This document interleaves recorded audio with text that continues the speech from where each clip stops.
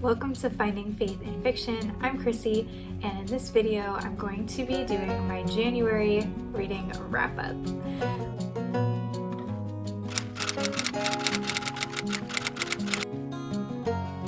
Earlier this month I posted a January mid-month wrap-up which had the majority of the books that I read in January.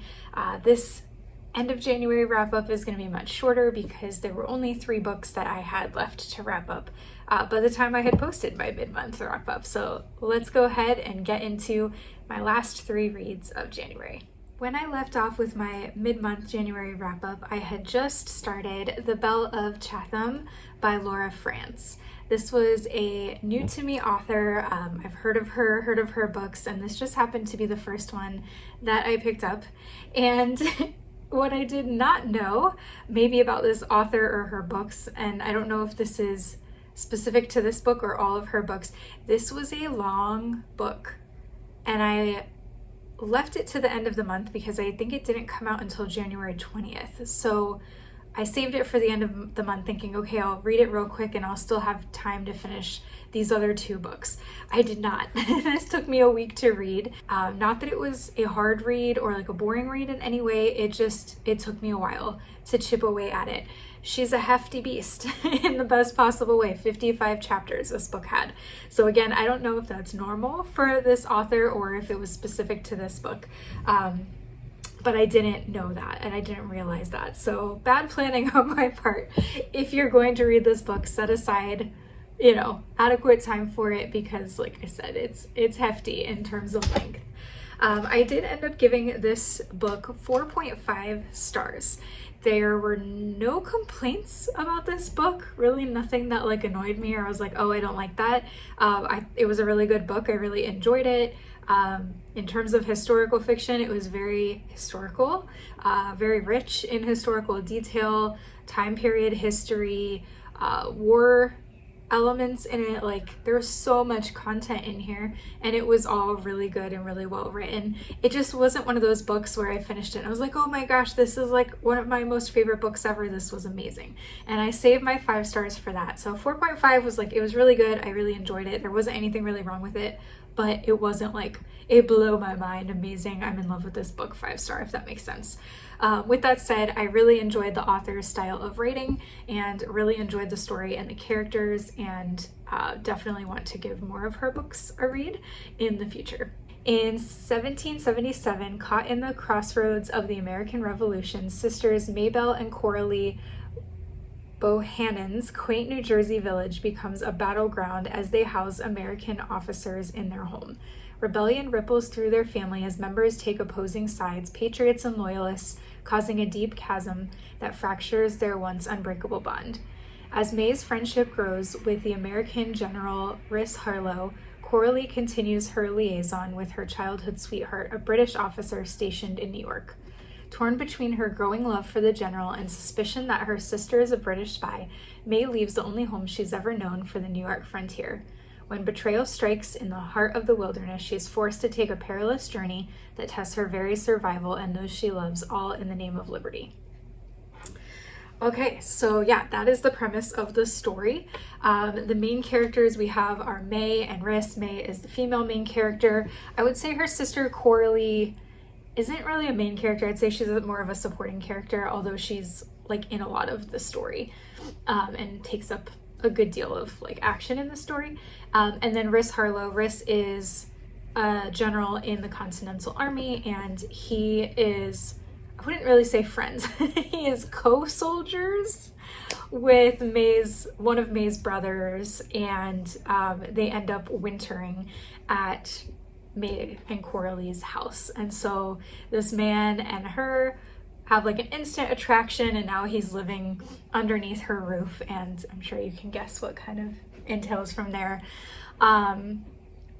What was really good about this book was it really highlighted the rift that happened at this time, even between family members who were either loyalists or patriots. And the conflict there with Coralie and May is like really intense. And I like that the author didn't hold back on that. Like, we see May really frustrated with her sister, and we see how like she loses respect, and like her feelings just grow more negative over time due to this rift. And I thought that was very realistic. You know, if you've ever had some kind of fight or conflict with a family member, you know how that goes. And so I like that it was handled really realistically. It wasn't like, oh, you know, she's a loyalist, but everything's fine, like we're fine. Like, it wasn't like that, and I appreciated that a lot. The romance between May and Rhys is somewhere between a slow burn and a fast burn, because they move very quickly in their relationship in terms of like, we just met to where they end up in the story. Like, that happens pretty quick. Like, they're established by mid-book. But I guess the journey of their relationship and like the hurdles that they have to overcome, that part's more slow and spread out. So it's, you know, yeah, it's a slow burn in that way. It takes a long time for their relationship to kind of come full circle to where it needs to be. So yeah, this story takes place in Chatham, New Jersey, which was kind of a hub, I guess, of Continental soldiers. They were kind of trying to block the British who were in New York. And so you see movement from New Jersey to New York and then back down to Virginia even throughout the story. And they talked a lot about kind of the realities of life in the colonies during the war. Lacks of certain foods or cloth materials and thread and things like that. So the author really included a lot of historical detail, like I said, and you really got a flow for like how some of those battles and that like back and forth battle like strategy between the British and the Continental Army went. We do see one battle play out in the story on page. It's mildly gruesome. I wouldn't say it's over the top. I wouldn't call it gory. It's descriptive, but not gory, I guess I would say. So yeah, if you are somebody who enjoys reading about the Revolutionary War, you'll really like this book. This is a time period that I really enjoy. And this was a great story and a great read for me. Moving on to the second to last book that I finished. This is The Last Light of Edgewood, and it is written by Luke Boswell. I think I had mentioned this book in a previous video. It was on my either October or November hopefuls list. I want to say November. It was on my November hopefuls list last year, and I ended up not getting to it because that month was just crazy. But I really wanted to get this read in January. The author, Luke, had actually reached out via email to me and asked if I would like a copy. I guess in exchange for a review, but honestly, he said no strings. Like, if you would like to review it and you enjoy it, great. If not, that's cool too. So thank you, Luke. I really appreciated that. And yeah, so I really wanted to read this book and get to it this month. And this is a fantasy. And I don't read a lot of fantasy in general. I like fantasy. I don't know. I just haven't read much of it. And so I was excited to give this a go. The last fantasy book I read was like, okay, it was like a 3.5 for me. So I was like, all right, we'll see how this goes.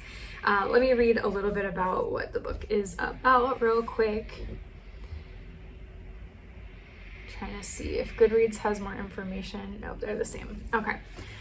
For Esven and Oren, life in Edgewood had always been simple. The realm of the royal gardens had only known centuries of unbroken peace.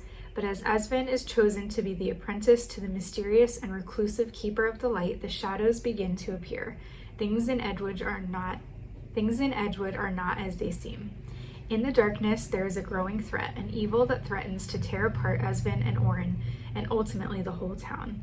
And Esven is about to learn that being the Keeper of the Light could be a deadly profession.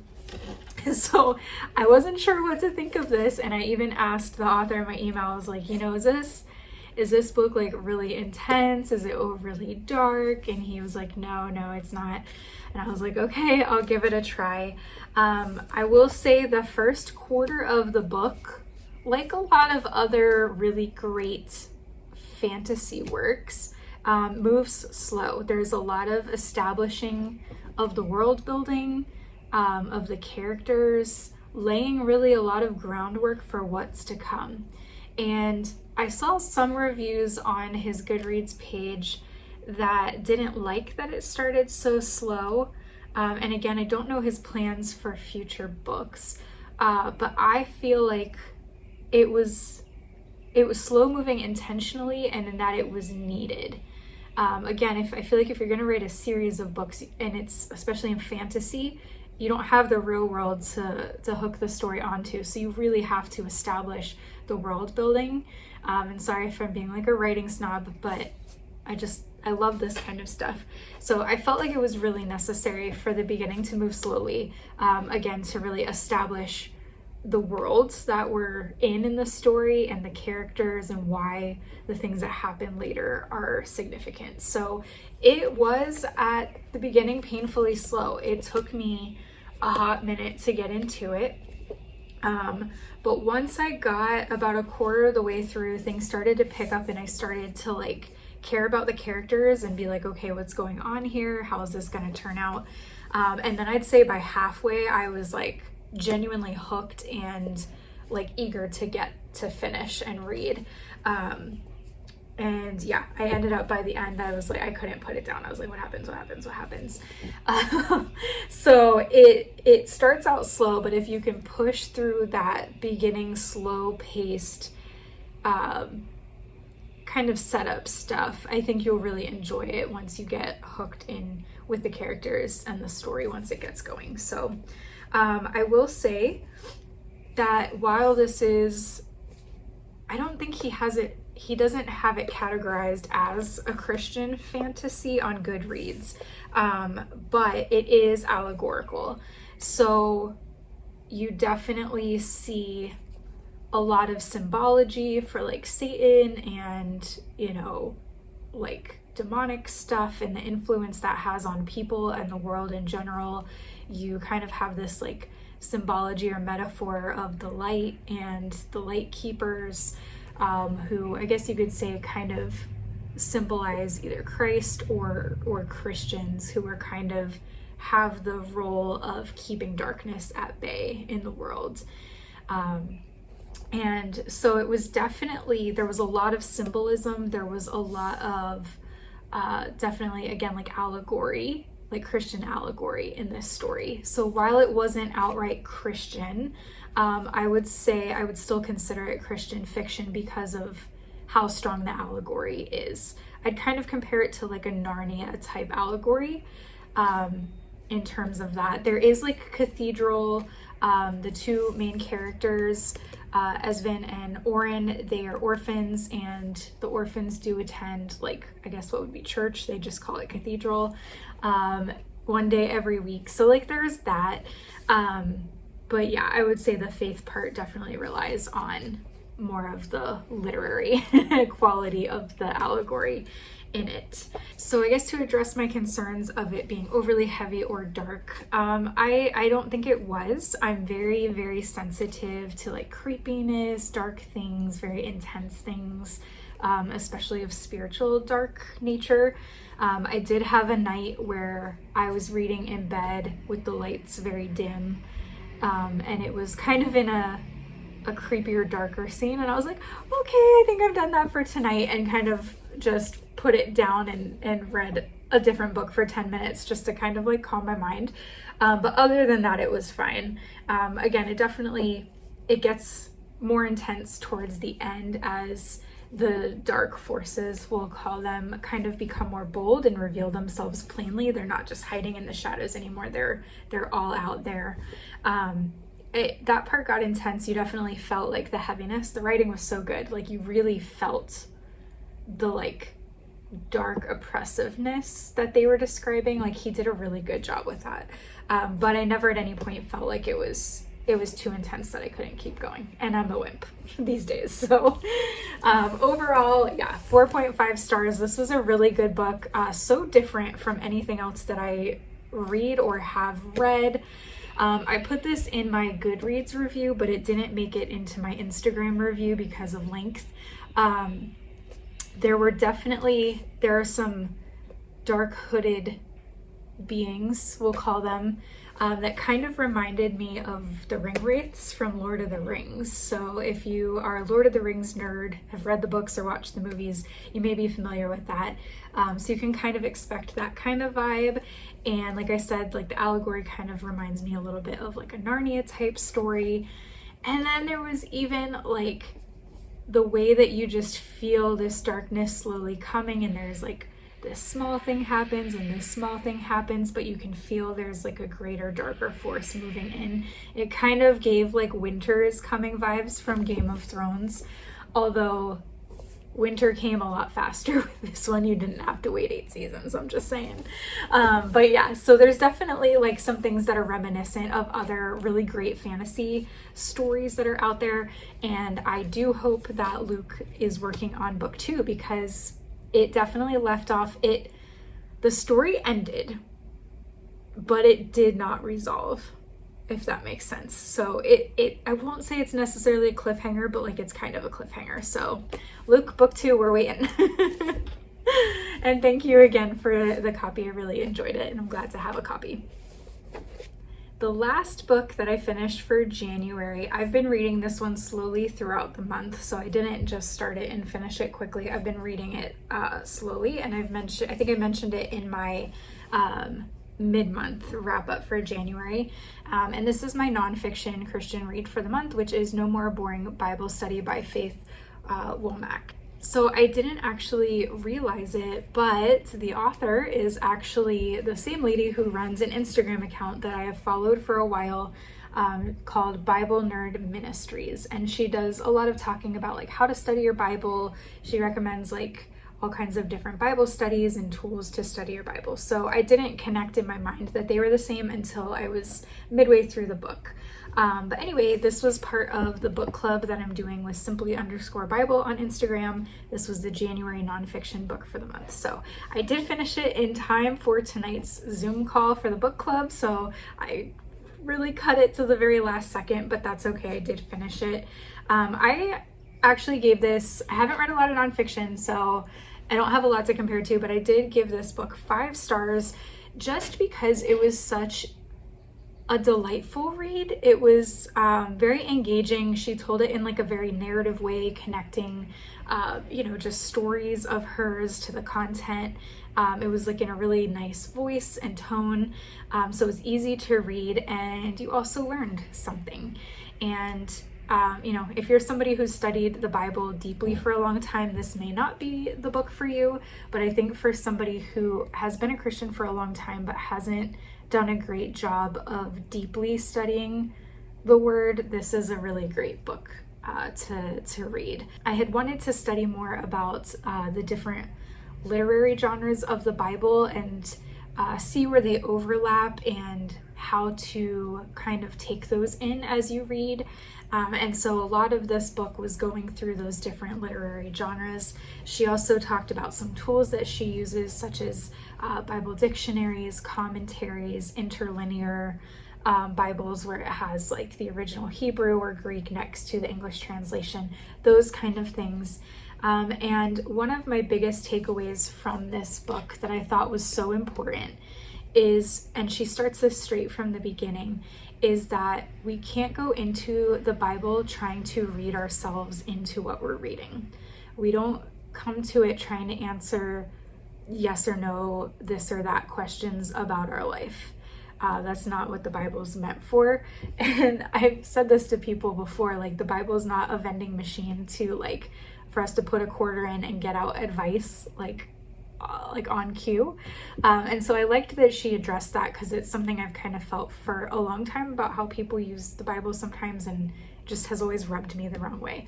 So she really addresses that there is so much we can take away from the Bible that we can apply to our own lives, but that the Bible was written for, different books of the Bible were written for very specific purposes, for very specific people at very specific times and historical contexts.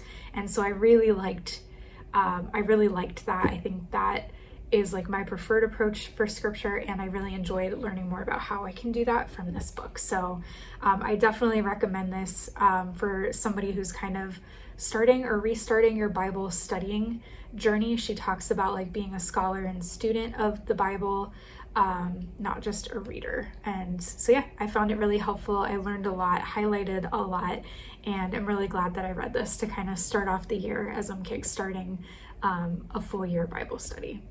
All right, well, that is it for January. Those were the last 3 books that I wrapped up this week. I didn't think I was gonna make it. I think I got to all but one of my January hopefuls, but I did add in an arc that I had forgot about, so I kind of switched those 2 books. I am a little bit sad about it because the book that I didn't get to was Love in the Castle Library, which is the sequel to one that I read in December that I just loved so much. That was a 5-star, but I hopefully will get to it maybe in March. We'll see. I do want to read it eventually. So overall this month I did get to 7 books, which was pretty good for me. No novellas, so they were 7, full-length books, and I really enjoyed all of them. Actually 8 with my nonfiction that I read, so an 8 in total with nonfiction. So that's a great reading month for me. I can't imagine really doing much more than that, to be honest, with all the other things I've got going on. So that was a pretty heavy reading load. And I did want to share one thing to wrap up. A tool that kind of helped me this month was I printed out a January calendar. I can show you what the February one looks like while it's still blank. And I just made this in Canva and printed it out and popped it in my Happy Planner. And it does have the dates on there. But basically what I did was I just took a pencil and I keep a list for the month of like the books that I would like to read. And it's very messy. You can see I had, added things over here on the sides, crossed things out. Nope, not this. Let's do this.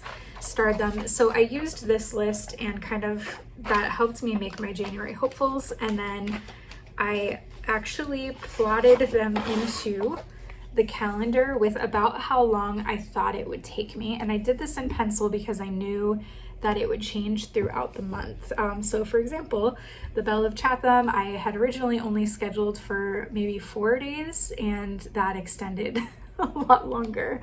And that's fine, it is what it is. But this actually helped me kind of keep on track if I kind of got in a slump of like not wanting to pick up my Kindle or a book. I looked at this and was like, okay, if I actually want to read all of these books that I'm really excited to read, because remember, Chrissy, you're excited to read these. You don't have to, you're excited to.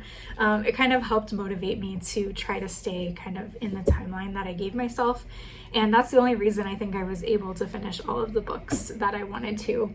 And again, I had swapped out the Duke's Sacred Vow for the Castle Library. So again, sometimes I sign up for ARCs and then I don't hear back for a while, and then they get approved and I'm like, all right, well, I gotta fit that in somewhere. And I don't regret it, they were good books. So that was just a tool that I used this month to help me stay a little bit more like on track and not let a week go by and only read 1 book. And then as I was going through, I wrote down the book, the dates, how many stars, and that way if I couldn't get to writing a review right away, I at least had my stars there to help me remember. So I kind of did this as I read throughout the month. So I do plan to do that again for February because that helped me a lot. And I do have those pages here and ready to go, and I have my list of books that I could possibly read for February. This is a long one. I wrote a lot of books, so I won't get to all of these. So yeah, sorry, this is just scrap paper, but yeah, I have 2 full pages of books for February that are fairy tale retellings. I definitely won't read that many, but that's kind of my list that I'm really excited about, that I'm working off of, and I'll fill those into my calendar as I go. I just wanted to quickly remind you that I am doing a February reading challenge called CF Fairy Tale February or Christian Fiction Fairy Tale February. It kicks off on February 1st, so depending when you're watching this video, when it gets uploaded, we may have already started or might just be starting. If you'd like to join along reading Christian fiction or clean fairy tale retellings, I'll be doing it the whole month of February and posting all about that on my Instagram, a little bit on my YouTube, and might even throw together a Goodreads challenge as well. We'll see. All right, thank you so much for watching my January wrap up. Have a great day, and I'll see you in the next video. Bye.